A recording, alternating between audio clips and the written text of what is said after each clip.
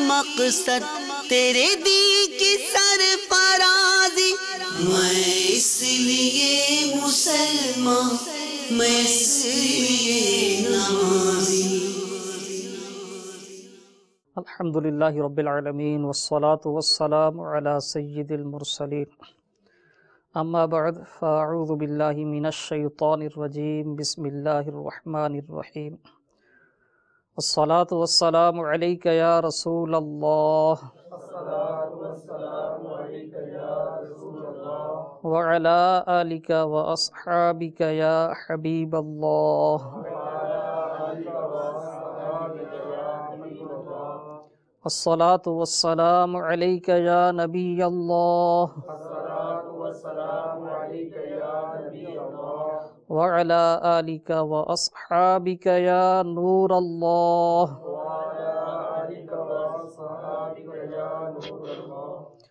میٹھے میٹھے اسلامی بھائیوں اور مدنی چینل کے ناظرین، سلسلہ ہے با مقصد زندگی، اور ایک بار پھر الحمدللہ عز و جل ایک بہت اہم موضوع کے ساتھ آج حاضر ہیں۔ آئیے آغاز میں کچھ اچھی نیتیں کر لیتے ہیں۔ نیت کیجئے کہ انشاءاللہ عز و جل اول تا آخر پوری توجہ کے ساتھ اس سلسلے میں حاضری دیں گے انشاءاللہ۔ حتی الامکان جو مدنی پھول سنیں گے ان پر عمل کی کوشش کریں گے، اور نیکی کی دعوت عام کرنے کی نیت سے انشاءاللہ دوسروں تک بھی پہنچائیں گے۔ حسب معمول جیسے الحمدللہ عز و جل دعوت اسلامی کا تنظیمی طریقہ کار بھی ہے، اور مدنی چینل کے ناظرین بخوبی جانتے ہیں کہ جب بھی درس و بیان کا آغاز ہوتا ہے تو الحمدللہ عز و جل شروع میں آغاز میں درود پاک کی فضیلت بیان کی جاتی ہے۔ آئیے درود پاک کی فضیلت سن لیجئے۔ دعوت اسلامی کے اشاعتی ادارے مکتبۃ المدینہ کا مطبوعہ رسالہ ہے ماڈرن نوجوان کی توبہ۔ مدینۃ العلمیہ دعوت اسلامی کا ایک شعبہ ہے، تو یہ مدینۃ العلمیہ کی پیشکش ہے یہ رسالہ۔ مکتبۃ المدینہ نے جہاں اصلاحی رسائل شائع کی ہیں، عقائد کی درستی کے حوالے سے رسائل شائع کی ہیں، وہیں پر مدنی بہاروں کے رسائل بھی ہیں، یعنی جن میں دعوت اسلامی کے مدنی کاموں سے متاثر ہو کر اگر کسی کی اصلاح ہو گئی تو اس طرح کی بہاریں بھی ہیں۔ ساتھ ساتھ امیر اہل سنت دامت برکاتہ العالیہ کے بیانات کی بہاریں یہ بھی ہیں، اور بھی دعوت اسلامی کے مدنی ماحول کی برکتیں جو وقتاً فوقتاً ظاہر ہوتی ہیں، تو ان پر مشتمل رسائل ہیں مدنی بہاروں کے رسائل۔ تو یہ رسالہ ہے ماڈرن نوجوان کی توبہ۔ اس میں امیر اہل سنت بانی دعوت اسلامی مولانا ابو بلال محمد الیاس صاحب قادری دامت برکاتہ العالیہ کے بیانات سے متاثر ہو کر جن کی زندگیوں میں مدنی انقلاب آیا ان کی مدنی بہاریں جمع کی گئی ہیں۔ اس کے آغاز میں اس کا صفحہ نمبر ہے 3، درود پاک کی یہ فضیلت بیان کی گئی ہے کہ نبیوں کے سلطان رحمت عالمیان سردار دو جہان محبوب رحمان عز و جل و صلی اللہ علیہ وسلم کا فرمان برکت نشان ہے، جس نے مجھ پر روز جمعہ 200 بار درود پاک پڑھا اس کے 200 سال کے گناہ معاف ہوں گے۔ صلو علی الحبیب صلی اللہ تعالی علی محمد وعلی آلہ وصحبہ وسلم۔ میٹھے میٹھے اسلامی بھائیوں اور مدنی چینل کے ناظرین، جیسا کہ ابھی یہ ذکر ہوا کہ ایک بہت اہم موضوع کے ساتھ آج ہم اس سلسلے میں حاضر ہیں۔ ہم سب کو جو یہاں موجود اسلامی بھائی ہیں یہ بھی، اور مدنی چینل کے ناظرین اپنے اپنے طور پہ غور کیجئے کہ اپنی زندگی میں بہت سے مواقع آتے ہیں کہ کسی کام کے کرنے یا نہ کرنے کے حوالے سے سوچنا ہوتا ہے کہ میں اس کام کو کروں یا نہ کروں۔ پھر بہت سے کام ایسے ہوتے ہیں کہ کرنے کا ذہن بن جائے کہ یہ مجھے کام کرنا چاہیے، مجھے یہ کام کرنا ہے، تو اس کام کے کرنے کے حوالے سے بھی چند آپشنز ہوتے ہیں، چند مختلف یعنی پہلو ہوتے ہیں۔ اس کام کے کرنے کا طریقہ کار مختلف ہوتا ہے، مختلف انداز سے اس کو کیا جا سکتا ہے، تو یہ چوائس کرنی ہوتی ہے کہ میں کون سا طریقہ اختیار کروں۔ یہ جو کسی کام کے کرنے یا نہ کرنے کا، یا اگر کرنا ہے تو کس انداز سے کیا جائے، کیسے کیا جائے، تو اسے کہتے ہیں فیصلہ۔ تو بہت سے ایسے معاملات ہوتے ہیں جہاں ہمیں فیصلہ کرنا ہوتا ہے کہ ہم یہ کام کریں یا نہ کریں، پھر کرنے کا ذہن بن جائے تو کیسے کریں، یہ بھی فیصلہ ہوتا ہے۔ دنیاوی زندگی میں تقریباً روزانہ ہمیں ایسے امور سے، ایسے کاموں سے واسطہ پڑتا ہے جہاں ہمیں کرنے نہ کرنے کا یا کرنے کی صورت میں کچھ آپشنز میں سے ایک آپشن کو یا چند آپشنز کو اختیار کرنے کا فیصلہ کرنا پڑتا ہے، ڈیسیجن لینا پڑتا ہے کہ ہم کیا کریں۔ الحمدللہ عز و جل دین اسلام جو ہے یہ کمپلیٹ کوڈ آف لائف ہے، یعنی دین اسلام نے زندگی کے ہر معاملے میں، خواہ اس کا تعلق امور آخرت سے ہو یا دنیاوی امور سے اس کا تعلق ہو، دنیاوی زندگی سے اس کا تعلق ہو، معاشرت سے تعلق ہو، معاملات سے تعلق ہو، یا اس کا تعلق آخرت سے ہو، الحمدللہ دین اسلام نے ہر معاملے میں ہماری مکمل رہنمائی کی ہے۔ ایسا نہیں ہے کہ دین اسلام نے فقط عبادت کا طریقہ بتایا ہو کہ نماز یوں پڑھنی ہے، نماز کے لیے طہارت یوں حاصل کرنی ہے، یوں غسل کریں گے، یوں وضو کریں گے۔ صرف ایسا نہیں ہے کہ صرف عبادات کے طریقے بتائے ہوں، بلکہ الحمدللہ عز و جل دین اسلام تو ہمیں کامل رہنمائی فراہم کرتا ہے کہ ہمیں اس معاشرے میں کس طرح زندہ رہنا ہے۔ یہاں تک کہ مختصر الفاظ میں یہ کہا جا سکتا ہے کہ بچے کی ولادت، بلکہ ولادت سے بھی پہلے سے لے کر جتنے بھی زندگی کے مختلف مراحل ہیں، جیسا کہ بچہ پیدا ہوتا ہے، پیدا ہونے کے بعد شیر خارگی یعنی دودھ پینے کی عمر، پھر اس سے آگے وہ بچپنا، بچپن سے آگے لڑکپن، لڑکپن سے نوجوانی، نوجوانی سے جوانی کی دہلیز تک پہنچتا ہے، پھر جوانی کی جب سرحد کو عبور کر کے ادھیڑ بن میں داخل ہوتا ہے، پھر بڑھاپا۔ یہ جو مختلف سٹیجز ہیں اور مدارج ہیں، تو ان تمام مدارج میں جن جن معاملات سے اس کا واسطہ پڑتا ہے، جیسا کہ بچے کی ولادت ہوتی ہے تو والدین کو کیا کرنا، یہاں تک کہ یہ رہنمائی بھی ہے کہ جب اس کی ولادت ہو تو اس کا اچھا نام رکھا جائے۔ کس طرح کا نام رکھا جائے؟ تحنیک، اپنے الفاظ میں ہم کہتے ہیں گھٹی، اس کے احکام بھی ہیں الحمدللہ عز و جل۔ اب یہاں والدین کو سکھایا جا رہا ہے کہ کس طرح اس کی پرورش کرنی ہے، یہاں تک کہ یہ بھی بیان ہوا کہ کتنی عمر تک اس کو دودھ پلانا ہے، ماں کا دودھ۔ پھر آگے بڑھتا ہے بچپن، بچپن سے لڑکپن، تو اب والدین کی ذمہ داریاں، پھر آگے بڑھا جب یہ خود بڑا ہو گیا، بلوغت تک پہنچا، تو اب اس پر کون کون سی ذمہ داریاں عائد ہو رہی ہیں۔ پھر آگے بڑھا یعنی تعلیم سے آگے نکلا پریکٹیکل لائف کی طرف، تو تجارت کی طرف گیا، یا اس نے ملازمت کو اختیار کیا، شادی اس کی ہوئی، نکاح کے معاملات، پھر اس کی اولاد ہوئی تو اولاد کی تربیت کے معاملات۔ تو جس جس سٹیج کو اس نے پار کیا، آگے بڑھا، جس جس مرحلے پر جس جس کام سے اس کا واسطہ پڑا، الحمدللہ عز و جل دین اسلام نے ہر معاملے میں مکمل رہنمائی فرمائی ہے۔ تو اب یہ جو ڈیسیجن لینا ہوتا ہے، فیصلہ کرنا ہوتا ہے، تو فیصلہ کرنے میں بھی چند ایسے امور ہیں جن کا خیال رکھنا پڑتا ہے کہ ہم کیا فیصلہ کریں، کیسے فیصلہ کریں۔ فیصلہ درست بھی ہو سکتا ہے، غلط بھی ہو سکتا ہے۔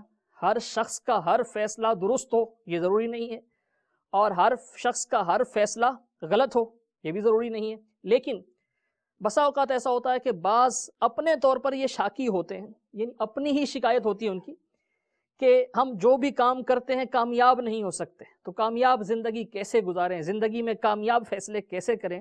انشاءاللہ عز و جل اس حوالے سے آج کے سلسلے میں اور اگلے جو ہمارے چند سلسلے ہیں یہی موضوعات ساتھ ساتھ چلیں گے۔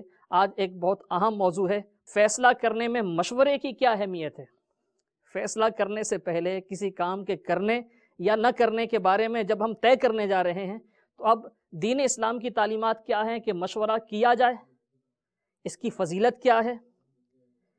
تاریخ اسلام میں پیارے آقا علیہ الصلوۃ والسلام کی سیرت میں، ہمارے اسلاف کرام رحمہم اللہ کی سیرت میں مشورے سے متعلق کیا مدنی پھول ملتے ہیں، مشورہ کس سے کرنا چاہیے۔ انشاءاللہ عز و جل آج یہ بیان ہوگا، آپ پوری توجہ کے ساتھ یعنی دیجئے گا۔ یہاں موجود اسلامی بھائی بھی اور مدنی چینل کے ناظرین بھی انشاءاللہ عز و جل بہت کچھ سیکھنے کو ملے گا۔ صلو علی الحبیب صلی اللہ تعالی علی محمد وعلی آلہ وصحبہ وسلم۔ مشورے کی اہمیت کیا ہے، اس کا اس بات سے اندازہ لگائیے کہ قرآن پاک میں ایک سورت ہے جس کا نام ہے شورا، سورہ شورا۔ شورا یہ مشورے سے ہے، مشورے سے شورا، ایک پوری سورت کا نام شورا رکھا گیا ہے۔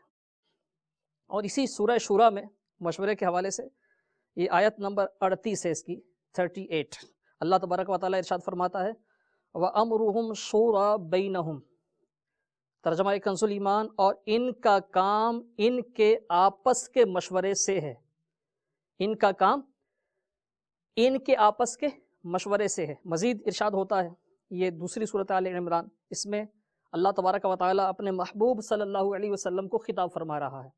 ارشاد فرماتا ہے وَشَاوِرْهُمْ فِي الْأَمْرِ، سورہ آل عمران کی آیت نمبر 159 ترجمہ کنز الایمان، اور کاموں میں ان سے مشورہ لو۔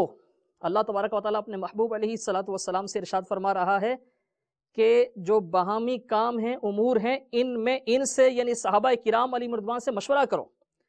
اس آیت کی تفسیر میں خزائن العرفان میں صدر الافاضل مولانا سید محمد نعیم الدین مراد آبادی رحمۃ اللہ تعالیٰ علیہ یہ ارشاد فرماتے ہیں کہ یہ جو حکم ہو رہا ہے صحابہ سے مشورہ کرنے کا، اس میں ان کی دلداری ہے، ان کا دل خوش ہوگا، ان کی عزت افزائی ہے، اور یہ فائدہ بھی ہے کہ مشورہ کرنا یہ سنت ہو جائے گا، اور آئندہ امت اس سے فائدہ اٹھائے گی، یعنی مشورہ کرے گی امت کے لیے، یہ ترغیب کا باعث بنے گا۔ یہاں یہ بات یاد رہے کہ اللہ تبارک و تعالیٰ نے اپنے پیارے حبیب علیہ الصلوۃ والسلام کو اپنے اصحاب سے رضوان اللہ تعالیٰ علیہم اجمعین سے جو مشورہ کرنے کا حکم فرمایا، یہ اس وجہ سے نہیں کہ اللہ تعالیٰ اور اس کے پیارے حبیب صلی اللہ علیہ وسلم کو ان کے مشورے کی حاجت ہے، اس لیے یہ حکم نہیں فرمایا، اس لیے حکم فرمایا کہ ان کو مشورے کی فضیلت کا پتہ چلے، اور اس کے بعد آپ کی امت یہ مشورہ کرنے میں آپ کی اقتداء، آپ کی اتباع کو اختیار کرے۔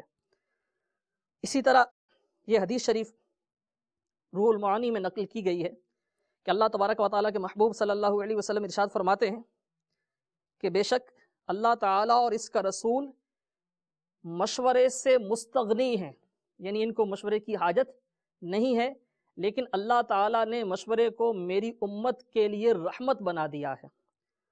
میٹھے میٹھے اسلامی بھائیو، آپ نے سماعت فرمایا کہ مشورے کے تعلق سے اللہ تبارک و تعالیٰ نے قرآن پاک میں بھی ارشاد فرمایا، اپنے محبوب علیہ الصلوۃ والسلام کو صحابہ کرام علیہم رضوان سے مشورہ کرنے کا فرمایا ہماری تعلیم کے لیے۔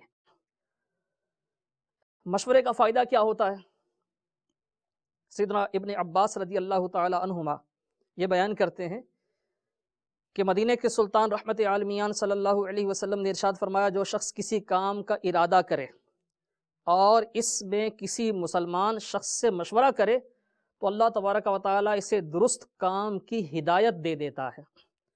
مشورہ کرنے کی برکت سے اللہ تبارک و تعالیٰ اس کے لیے جو ایک درست فیصلہ ہے اس کی طرف اللہ تبارک و تعالیٰ اس کی رہنمائی فرماتا ہے۔ حسن حسن بصری رحمۃ اللہ تعالیٰ علیہ ارشاد فرماتے ہیں، جب کوئی قوم آپس میں مشورہ کرتی ہے اللہ تبارک و تعالیٰ اسے ان کی افضل یعنی فضیلت والی رائے کی طرف ہدایت دے دیتا ہے۔ مشورے کی برکت سے اللہ تبارک و تعالیٰ بہتر راستے کی طرف ہدایت دے دیتا ہے، بہتر راستہ دکھا دیتا ہے۔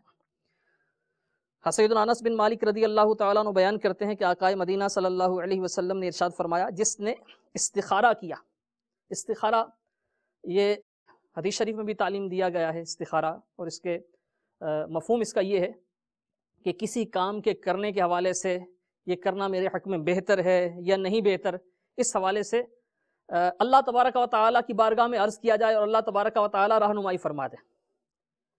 استخارہ تو حدیث شریف میں وہ طریقہ بیان ہوا ہے کہ بندہ نماز پڑھے اور نماز پڑھ کے سو جائے تو خواب میں اسے القاء ہوگا، اسے اشارہ کیا جائے گا کہ وہ کام جس کام کے بارے میں اس نے سوچا تھا اس کے حق میں بہتر ہے یا نہیں۔ استخارے کے اس کے علاوہ اور بھی طریقے جو ہیں وہ کتب میں بیان ہوئے ہیں۔ تو یہ حدیث شریف ہے کہ جس نے استخارہ کیا وہ نامراد نہیں ہوگا، یعنی وہ ناکام نہیں ہوگا، اپنی مراد تک پہنچے گا۔ مزید حدیث شریف میں جس نے مشورہ کیا وہ نادم نہیں ہوگا، یعنی ہم کوئی کام کر لیتے ہیں تو کام کرنے کے بعد کوئی ڈیسیجن لے لیتے ہیں، ڈیسیجن لینے کے بعد ہم پریشان ہوتے ہیں کہ یار نہ کیا ہوتا تو اچھا تھا۔ ارشاد فرمایا کہ جو مشورہ کرے گا وہ نادم نہیں ہوگا، یعنی بعد میں جو اس نے فیصلہ کر لیا اس پر پریشانی نہیں ہوگی۔ اور جس نے میانہ روی کی، یعنی خرچ میں، ایکسپینسز میں، اخراجات کرنے میں جس نے میانہ روی، افراط و تفریط یعنی بہت زیادہ خرچ کرنا یا بخل، دونوں میں سے جو بیچ کی راہ ہے اسے اختیار کیا، وہ کنگال نہیں ہوگا، یعنی وہ مفلس نہیں ہوگا، اس کا ہاتھ تنگ نہیں ہوگا۔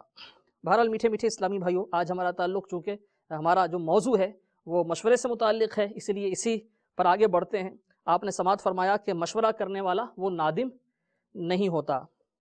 ایک بہت پیاری مثال دی گئی ہے مشورے کی کہ کسی شخص کی اپنی رائے، بعض اوقات کوئی ایسا ہوتا ہے کہ جو اپنے آپ کو بڑا عقل مند سمجھتا ہے، ہم کسی کے بارے میں نہ سوچیں کہ فلاں ایسا ہے، اپنے بارے میں غور کر لیں بعض ایسے ہوتے ہیں کہ جو ہر معاملے میں اپنی رائے کو ہی حتمی تصور کرتے ہیں.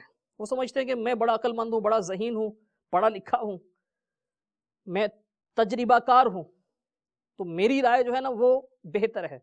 بعض اوقات ایسا نہیں ہوتا. ہر معاملے میں اپنی رائے پر وہ انحصار نہیں کیا جاتا.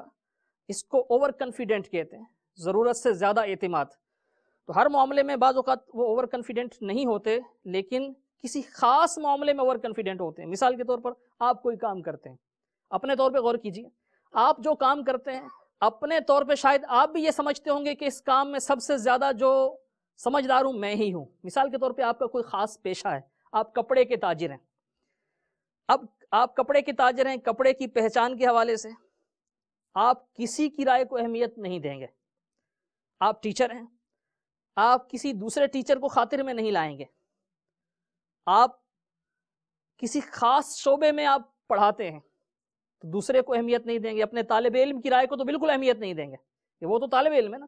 اسی طرح بعض اوقات ماں باپ اولاد کی رائے کو اہمیت نہیں دیتے.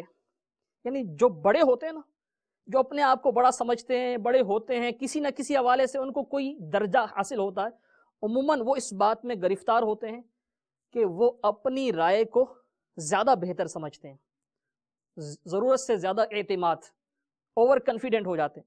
اور ایسے لوگ عموماً زیادہ غلطیاں کرتے ہیں جو اپنی رائے پر زیادہ انحصار کرتے ہیں.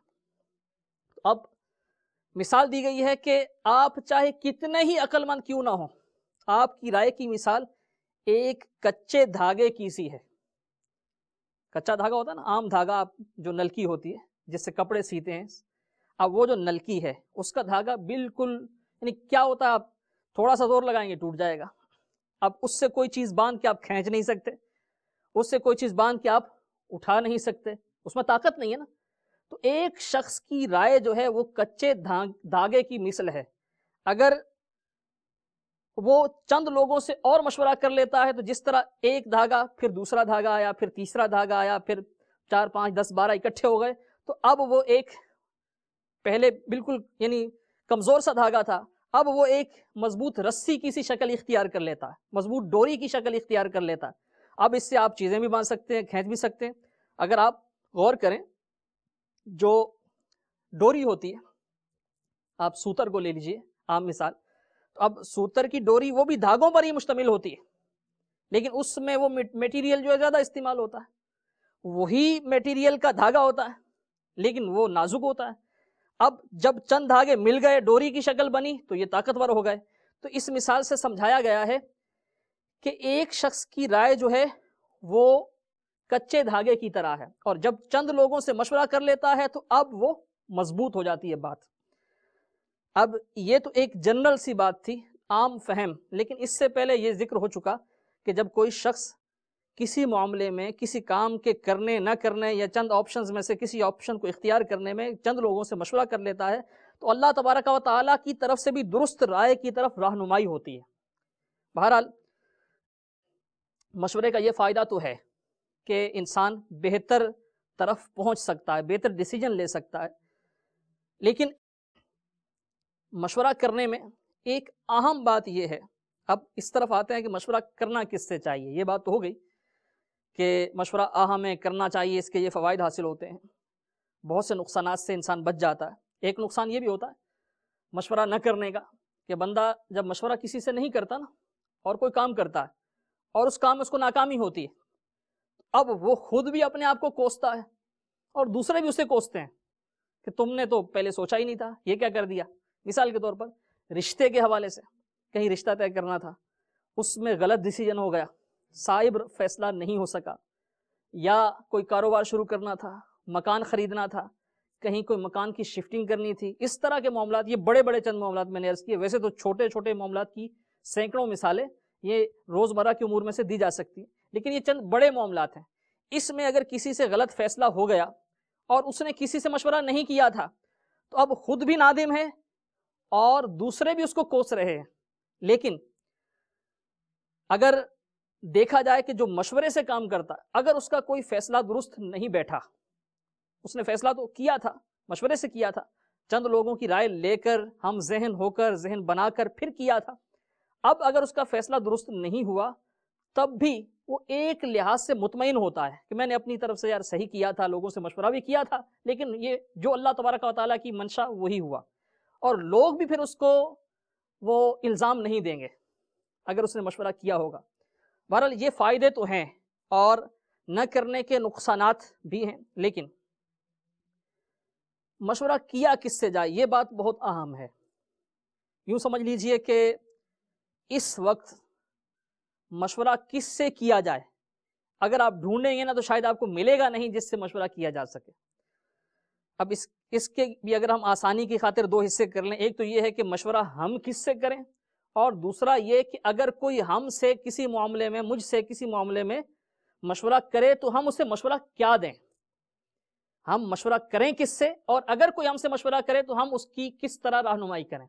پہلی بات یہ ہے، پہلی یعنی حصے کو لیتے ہیں، پہلے ٹاپک کو لیتے ہیں، اس کو ہم نے دو حصوں میں منقسم کر لیا۔ پہلے ٹاپک کو لیتے ہیں کہ مشورہ کس سے کریں۔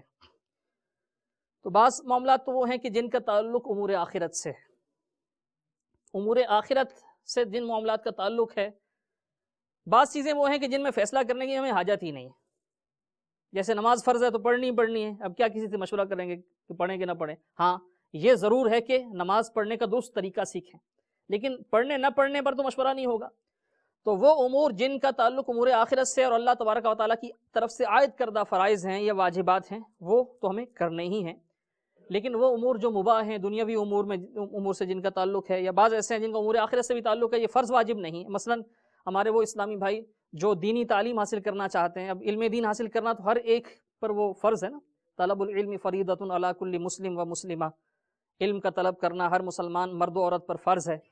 تو جو ضرورت کے مسائل ہیں، بعض کا سیکھنا فرض ہوگا، بعض کا سیکھنا واجب ہوگا، یہ تو سیکھنے ہی ہیں، لیکن اب سیکھنے کے انداز پر مشورہ کرنا، ذہن بنتا ہے کہ مجھے درس نظامی کر لینا چاہیے، بہت اچھا ہے درس نظامی کریں، لیکن ایک بہت بڑی تعداد ایسی ہوتی ہے کہ جو جذبات میں آ کے درس نظامی کرنے کا فیصلہ کرتی ہے، بعد میں وہ بیچارے نہیں کر پاتے، کیونکہ 8 سال کا پیریڈ اگرچہ اتنا لمبا نہیں ہے، دیکھا جائے تو 8 سال کچھ بھی نہیں ہے، لیکن فی زمانہ دینی تعلیم کی اہمیت یہ بالخصوص والدین اور جو ہمارے معاشرے میں ایک طبقہ ہے اس کے نزدیک نہیں ہے۔ دنیاوی تعلیم کے حوالے سے پوچھ گچھ بھی ہوتی ہے، بچے کو زبردستی اسکول بھیجا جاتا ہے، کالج بھیجا جاتا ہے، پوچھ گچھ کی جاتی ہے، پروگریس رپورٹ منگوائی جاتی ہے، خود والدین پوچھتے ہیں جا کے اسکول والے کال کرتے ہیں کہ آپ کے بچے کی یہ کیفیت ہے، مڈ ٹرم ایگزامینیشن الگ ہوتے ہیں، جو ویکلی ٹیسٹ وغیرہ ہوتے ہیں وہ الگ ہوتے ہیں، والدین بھی کسی حد تک اپڈیٹ ہوتے ہیں،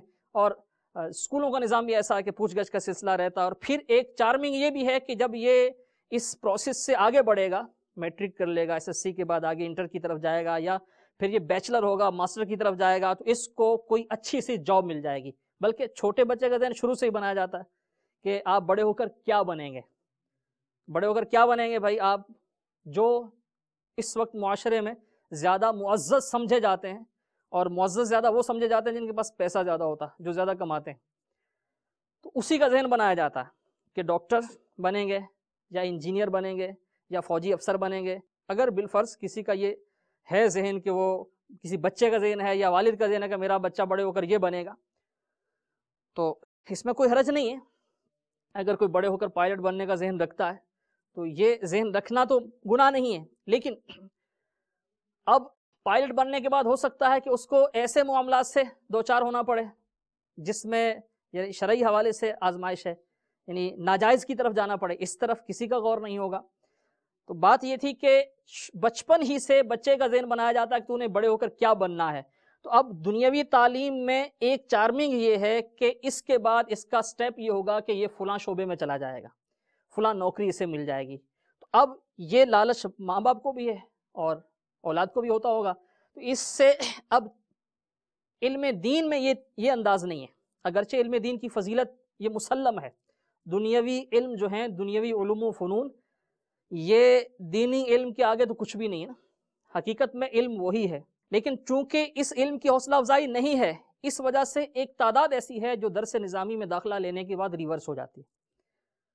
تو اب میں یہ تو نہیں کہوں گا کہ درس نظامی سے پہلے آپ سوچ سمجھ کر اور فیصلہ کر کے مشورہ کر کے داخلہ لیجئے، لیکن یہ ضرور کہوں گا کہ جب آپ نے داخلہ لے لیا، اب آپ ریورس ہونے کا خیال دل سے نکال دیجئے.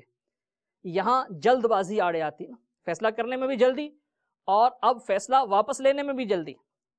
تو اگر آپ نے علم دین حاصل کرنا ہے تو آپ مشورہ کر لیجئے کہ میں کون سا طریقہ اختیار کروں. الحمدللہ عز و جل دعوت اسلامی کے مدنی ماحول نے تو علم دین سیکھنے کے بہت سے ذرائع مہیا کر دیے ہیں. ایک ذریعہ مدنی چینل بھی ہے.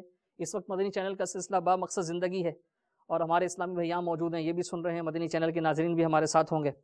تو دیکھیے یہاں وہ معاملات جن کے حوالے سے ہمیں شب و روز جن سے واسطہ پڑتا ہے، الحمدللہ نہ صرف ان کی رہنمائی مل رہی ہے بلکہ الحمدللہ مدنی چینل میں نماز ہمیں کیسے پڑھنی ہے، اسلامی بھائی کو کیسے پڑھنی ہے، اسلامی بہن کو کیسے پڑھنی ہے، نماز کے لیے کیسے طہارت حاصل کرنی ہے. اسی طرح روزے کے احکام، الحمدللہ یعنی روزے کے احکام سیکھنا، جس پر روزہ فرض ہے اس کے لیے فرض ہیں، جو روزے کے واجبات میں سے ہیں ان کا سیکھنا واجب ہے. اسی طرح حج کے احکام ہیں، زکوٰۃ کس پر فرض ہے، زکوٰۃ کیسے ادا کی جاتی ہے، زکوٰۃ کا کیسے حساب لگایا جاتا ہے. الحمدللہ یہ سب کچھ گھر بیٹھے بٹھائے بہت آسان انداز میں مدنی چینل ہمیں سکھا رہا ہے. الحمدللہ مدنی قافلے راہ خدا عز و جل میں سفر کرتے ہیں جہاں یہ سب چیزیں پریکٹیکلی سیکھنے کو ملتی ہیں. الحمدللہ عز و جل دعوت اسلامی کے مدنی ماحول میں مختلف کورسز کا سلسلہ ہوتا ہے. مدنی تربیتی کورس 63 دن کا مدنی تربیتی کورس عامی اسلامی بھائیوں کے لیے ہے، جس میں درست مخارج کے ساتھ قرآن پاک پڑھنا سکھایا جاتا ہے، نماز درست کروائی جاتی ہے اور بھی بہت اہم اور ضروری مسائل سکھائے جاتے ہیں.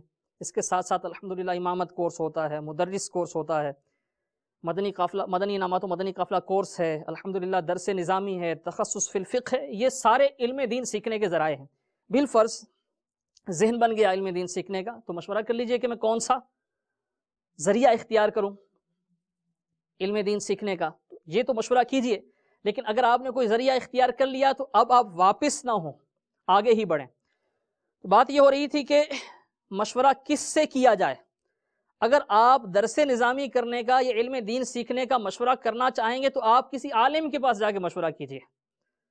اگر آپ یہ مشورہ کسی ڈاکٹر سے کریں گے تو ہو سکتا ہے وہ آپ کو درست رائے، بلکہ اگر اس کا ذہن نہیں ہوگا تو وہ درست رائے نہیں دے گا. وہ کہے گا یار کیا کرو گے جا کے، اگر آپ وہ درس نظامی کر بھی لیا تو آپ کا مستقبل کیا ہوگا، آپ کا فیوچر کیا ہوگا. حقیقت میں فیوچر تو یہ ہے کہ انسان کی آخرت کا کیا بنے گا، تو یہ سوچ تو نہیں ہے. تو کسی ایسے شخص سے جس کا اپنا ذہن علم دین سیکھنے کا نہ ہوا وہ آپ کو درست مشورہ نہیں دے سکے گا. تو اگر آپ امور آخرت کے حوالے سے مشورہ کرنا چاہتے ہیں تو آپ کسی عالم ہی سے مشورہ کیجئے، کسی اور سے نہ کیجئے. ایک اس وقت بہت بڑی جو وبا کہہ لیجئے وہ ہمارے معاشرے میں یہ ہے کہ ہر کس و ناقص، ہر عام شخص جہاں بیٹھتا ہے وہ دینی مسائل پر گفتگو کرتا ہے. صرف دینی مسائل پر نہیں بلکہ سیاسی امور پر بھی، ملکی سیاست کے معاملات، بلکہ انٹرنیشنل جو پولیٹکس ہیں ان کے حوالے سے، فلاں ملک کے معاملات، فلاں ملک کے معاملات. ہر شخص ایسا لگتا ہے کہ جیسے ماہر سیاسیات ہے، لیکن اس بیچارے سے چلتا اپنا گھر بھی نہیں ہوگا، اپنے بچے اس کے قابو میں نہیں آتے ہوں گے، گھر والی پر اس کا بس نہیں چلتا ہوگا. لیکن جب وہ گفتگو کرتا ہے تو لگتا یہ ہے کہ اس کا اگر ہمارے ملک کا نظام اس کو دے دیں تو ایک دن میں ٹھیک کر دے گا. یعنی اس کی گفتگو کا انداز یہ ہوتا. اسی انداز میں جو دینی امور ہیں ان پر بھی ہر ایک بات کر رہا ہوتا ہے، ہر ایک رائے زنی کرتا ہے. اور چونکہ علم دین کی کمی ہے تو ایسے جاہلوں کی بھی کمی نہیں کہ جو دینی امور میں مشورہ کرنے کے لیے ایسے لوگوں کے پاس پہنچ جاتے ہیں، جاہلوں کے پاس چلے جاتے ہیں. مثال کے طور پہ گھر میں کوئی معاملہ ہوا، اب اس کا مسئلہ آپ نے پوچھنا ہے تو آپ عالم ہی سے پوچھیں گے نا، کسی مفتی سے پوچھیں گے. آپ کسی ایسے شخص سے پوچھیں گے تو آپ کو صحیح رہنمائی نہیں کر پائے گا آپ کی. ہو سکتا ہے وہ آپ کو ایسا مسئلہ بتا دے کہ آپ کی دنیا و آخرت خطرے میں پڑ جائے.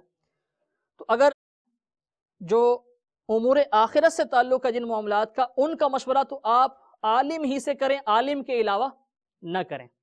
آپ کے گھر میں کوئی مسئلہ ہو جائے، طلاق کا معاملہ ہو جائے، گھر میں ناچاکی ہو، وراثت کے معاملات ہوں، تجارت کے کسی معاملے میں آپ حلال حرام کی رہنمائی حاصل کرنا چاہتے ہیں، بیع فاسد کیا ہے یہ سیکھنا چاہتے ہیں، آپ کہیں اجیر ہیں، کہیں ملازمت کرتے ہیں، امپلائے ہیں، اب وہاں آپ کے لیے کیا احتیاطیں ہیں آپ معلوم کرنا چاہتے ہیں. الحمدللہ مکتبۃ المدینہ کی تصانیف میں بہت سی رہنمائی ہے، لیکن پھر بھی اگر کوئی کنفیوژن ہے تو آپ کسی عالم دین ہی سے رجوع کریں، ہر عام شخص کے پاس جا کے دینی مسئلہ نہ پوچھیں. تو یہ تو ہے کہ اگر دینی مشورہ لینا ہو تو کس سے مشورہ لیا جائے. اب وہ امور جن کا تعلق امور آخرت سے نہیں ہے، وہ کام جن کا تعلق امور آخرت سے نہیں ہے، جیسے آپ نے کاروبار کرنا ہے تو اب کاروبار میں یہ رہنمائی تو آپ عالم ہی سے لیں گے کہ یہ اس میں جائز کیا ہے، ناجائز کیا ہے. لیکن کیا یہ کرنا میرے لیے مفید رہے گا، میں کر پاؤں گا نہیں کر پاؤں گا. جو بھی آپ کام کریں گے ظاہر نفع کے لیے کریں گے. اب یہ مشورہ آپ اس سے لیں جو اس کا اہل ہے، جو اس کاروبار کی معلومات رکھتا ہے. ایک سیدھی سی مثال ہے کہ آپ موچی کے پاس جا کے کپڑے کی تجارت کا مشورہ نہیں کر سکتے. حجام کے پاس، ہیئر ڈریسر کے پاس آپ جا کر اپنی صحت کے حوالے سے مشورہ نہیں کر سکتے. صحت کے حوالے سے آپ ڈاکٹر کے پاس جائیں گے، کسی حکیم کے پاس جائیں گے. جبکہ حکیم کے پاس جا کر، ڈاکٹر کے پاس جا کر آپ اپنے جو گھریلو امور میں ناچاکی ہے اس کو حل کرنے کا مشورہ کریں گے، شاید وہ درست مشورہ نہیں دے سکے گا. تو جس معاملے میں آپ مشورہ کرنا چاہ رہے ہیں، پہلے یہ دیکھ لیں کہ میں جس سے مشورہ کرنے جا رہا ہوں کیا وہ اس کا اہل ہے کہ مجھے مشورہ دے سکے. جو اس کا اہل ہو، اس کام کا تجربہ کار ہو، اس کے پاس جا کے مشورہ کریں تو انشاءاللہ عز و جل وہ بہتر رائے دے گا. اس میں بھی چند باتوں کا خیال رکھنا مزید ضروری ہے مشورہ کرنے میں. بالفرض وہ شعبے کا ماہر ہے، لیکن بعض اوقات ماہر لوگ ہوتے ہیں لیکن مشورہ اچھا نہیں دے سکتے، اچھے مشیر نہیں ہوتے وہ. جیسا کہ ہر پڑھا لکھا ٹیچر نہیں بن سکتا. اب پڑھ لکھ تو سارے جاتے ہیں لیکن اچھا ٹیچر ہر ایک نہیں ہوتا نا. اچھا ٹیچر کوئی ہوتا، ہر پڑھا لکھا ٹیچر اچھا ٹیچر نہیں بن سکتا. ایسے ہی ہر کامیاب کاروباری شخص ضروری نہیں کہ اچھا مشیر بھی ہو. بعض اوقات بعض لوگ ایسے ہوتے ہیں کہ جو کاروبار تو اتنا کامیاب نہیں کرتے لیکن مشورہ بڑا اچھا دیتے ہیں. تو یہ دیکھنا پڑے گا کہ کیا وہ اس کا اہل بھی ہے کہ اس کا مشورہ، یعنی وہ درست مشورہ دے سکے، اچھا مشیر بن سکتا ہے. یہ بھی پہلے لحاظ کرنا پڑے گا. اب یہ کیسے اندازہ ہو کہ یہ اچھا مشیر ہے یا نہیں؟ تو اس کے چند مشوروں پہ آپ غور کر لیں جو اس نے پہلے کسی کو دیے ہیں، تو آپ کے سامنے کیفیت آ جائے گی کہ اس کے مشوروں میں کتنی جان ہے، اس کی بات میں کتنا وزن ہے. آپ کو لگے کہ اس کے مشورے سے جو لوگ کام کرتے ہیں وہ آگے بڑھتے ہیں، فائدہ ہوتا ہے، تو ٹھیک ہے، آپ ضرور مشورہ کیجئے. ایک اور بات جس کا دھیان رکھنا ضروری ہے کہ جس سے آپ مشورہ کرنا چاہیں پہلے سے یہ سوچ لیں کہ وہ آپ کا دشمن نہ ہو، آپ کا حاسد نہ ہو. اگر وہ آپ سے حسد کرتا ہوگا تو وہ آپ کو اچھا مشورہ نہیں دے گا. تو آپ جو حسد کرنے والا ہے، آپ کا دشمن ہے، آپ کا بھلا نہ چاہنے والا، اس سے مشورہ نہ کریں. بعض اوقات ایسا ہوتا ہے کوئی مخلص تو ہوتا ہے لیکن بیچارے کی عقل ہی اتنی ہوتی ہے، تو جو بے وقوف ہے، نادان ہے، کم عقل ہے، اس سے بھی مشورہ نہ کیا جائے. یہ چند ضروری معاملات تھے مشورے کے تعلق سے کہ مشورہ کس سے کیا جائے. ایک سیدنا مولا علی کرم اللہ تعالی وجہ الکریم سے کسی نے پوچھا تھا کہ خلفائے ثلاثہ سیدنا صدیق اکبر رضی اللہ تعالیٰ عنہ، سیدنا فاروق اعظم رضی اللہ تعالیٰ عنہ، حضرت سیدنا عثمان غنی رضی اللہ تعالیٰ عنہ کے جو مبارک زمانے تھے، مبارک ادوار تھے، خلافت کے ادوار، اس میں بڑی فتوحات ہوئی تھیں اور سلطنت اسلامی دور دور تک پھیل گئی. لیکن جب آپ کا مبارک دور آیا تو خانہ جنگی شروع ہو گئی، مسلمان آپس میں لڑنا شروع ہو گئے. تو کسی نے اس طرح پوچھا تو آپ رضی اللہ تعالیٰ عنہ نے کیا ارشاد فرمایا؟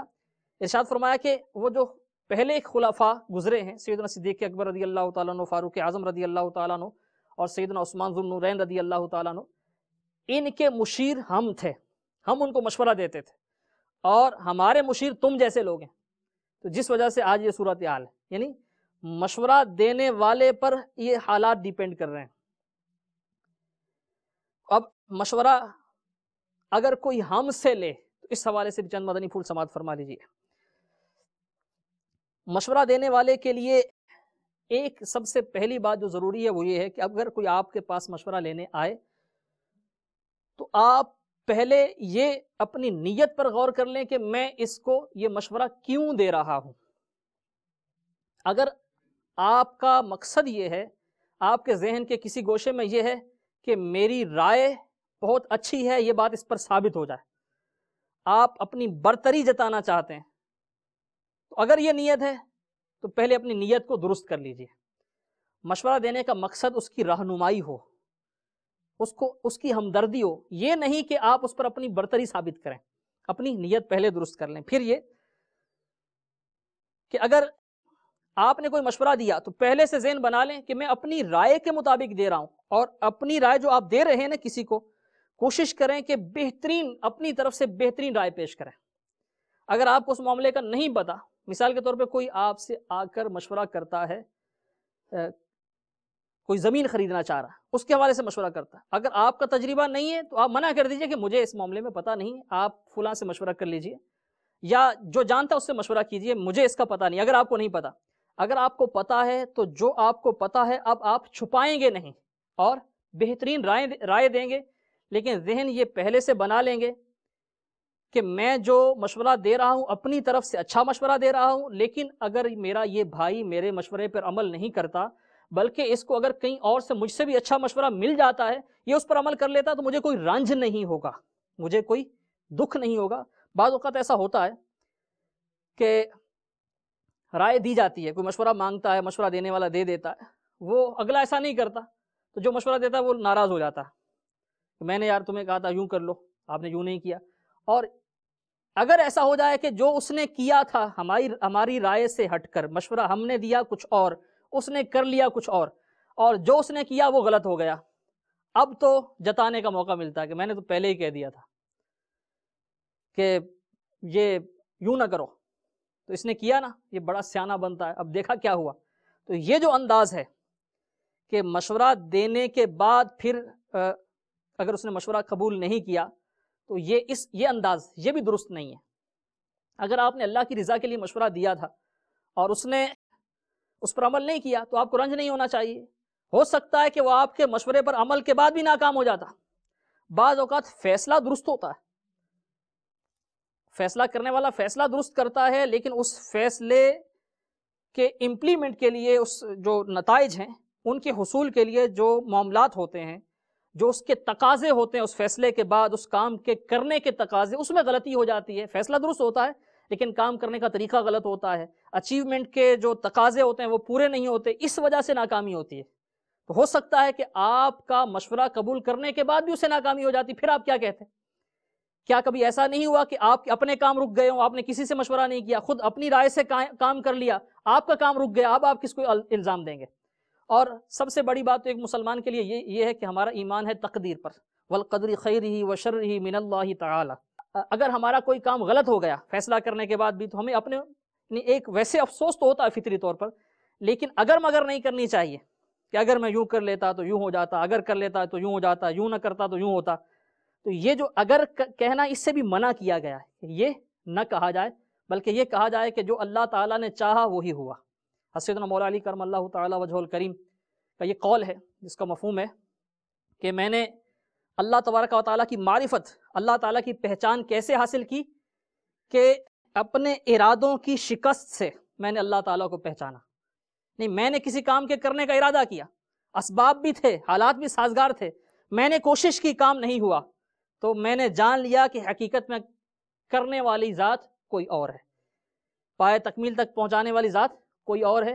آپ فرماتے ہیں کہ میں نے اپنے ارادوں کی شکست سے اپنے رب عز و جل کی پہچان کو حاصل کیا. بہرحال میٹھے میٹھے اسلامی بھائیوں، مشورہ کرنا جو ہے یہ بہت اہم ہے، اور کس سے مشورہ کیا جائے یہ بھی الحمدللہ تذکرہ ہوا. اگر کوئی ہم سے مشورہ کرے تو ہم کس انداز میں اس کو مشورہ دیں یہ بھی الحمدللہ ذکر ہوا.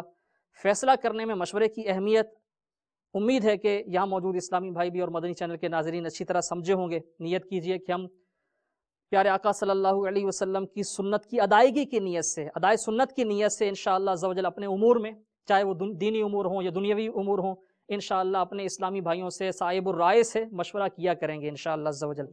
خانگی امور میں گھر والوں سے مشورہ کرنا چاہیے، کاروباری امور میں کاروبار کے ماہر لوگوں سے مشورہ کرنا چاہیے، رشتے کے معاملات میں بھی آپ خاندان کے بڑوں سے مشورہ کریں. آج کل ایک رجحان اور ہے کہ بیٹی بیٹا، لڑکی لڑکا یہ اپنی مرضی سے بھی شادیوں کی طرف جاتے ہیں، نکاح کے فیصلے کرتے ہیں. اس میں بہت قباحتیں ہوتی ہیں، بعد میں بہت مسائل پیدا ہوتے ہیں. ان کو ایسا نہیں کرنا چاہیے، اور والدین کو بھی چاہیے کہ وہ اپنی اولاد کی مرضی کے بغیر ان کے رشتے طے نہ کریں، ان سے مشورہ کریں. یہ الحمدللہ دین اسلام کا حسن ہے. تربیت یہی ہے کہ جو اولاد ہے وہ اپنے ماں باپ کے فیصلوں کو فوقیت دے، اور ماں باپ کو یہ تلقین کی گئی ہے کہ وہ اولاد کی رائے ہے اس کو مقدم رکھیں، ان سے مشورہ کریں. انشاءاللہ عز و جل یہ گھریلو امور بھی، دیگر معاملات بھی مشورے سے کریں گے تو بدمزگی پیدا بھی نہیں ہوگی، اور اللہ تبارک و تعالیٰ نے چاہا تو انشاءاللہ بہتر نتائج بھی ملیں گے انشاءاللہ عز و جل. اور کون سے ایسے معاملات ہیں جن کی وجہ سے ڈیسیجن جو ہے، فیصلہ وہ درست نہیں ہو پاتا؟ انشاءاللہ عز و جل اگلے جو ہمارے سلسلے ہیں بامقصد زندگی کے، انشاءاللہ عز و جل ان میں اس پر گفتگو ہوگی۔ آپ مدنی چینل دیکھتے رہیے، دعوت اسلامی کے مدنی ماحول سے وابستہ رہیے، انشاءاللہ عز و جل دنیا و آخرت کی بھلائیاں ملیں گی۔ اللہ تبارک و تعالی ہمیں دنیا و آخرت کی برکتیں سمیٹنے کی توفیق بخشے، آمین بجاہ النبی الامین۔ میری زندگی کا مقصد تیرے دین کی سرفرازی، میں اس لیے مسلمان، میں اس لیے نمازی۔